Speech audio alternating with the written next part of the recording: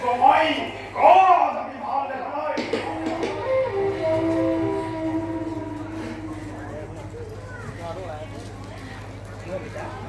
কিয় পিতা কি কাৰণে হৰিক যাবলৈ বাধা দিছে হৰিক হ'বলৈ শিলৰ মুকুট সেইদৰে পিতা হৰি নামৰ প্ৰতি অৱহেলা নকৰিবা ভগৱান বাবা এনে কথা তই মোৰ আগত নকবি কলাবি তই জবান কওঁতে মোৰ সন্মুখ হৈ পৰা আৰু ভালকে